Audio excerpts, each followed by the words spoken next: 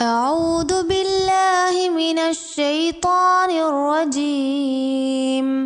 ويوم نبعث من كل أمة شهيدا ثم لا يؤذن للذين كفروا ولا هم يستعتبون.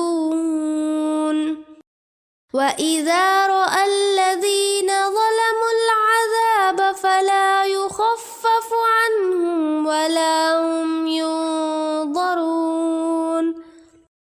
وإذا رأى الذين أشركوا شركاءهم قالوا ربنا هؤلاء شركاؤنا الذين كنا ندعو من دونك فألقوا إليهم القول إنكم لكاذبون.